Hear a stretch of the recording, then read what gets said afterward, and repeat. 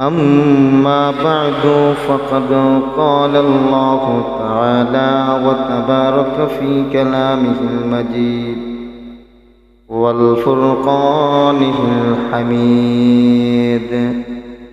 أعوذ بالله من الشيطان الرجيم.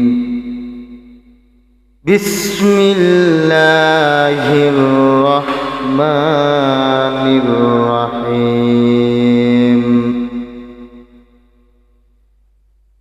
إن الله وملائكته يصلون على النبي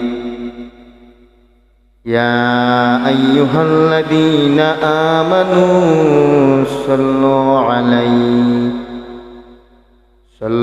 عليه وسلموا تسليما.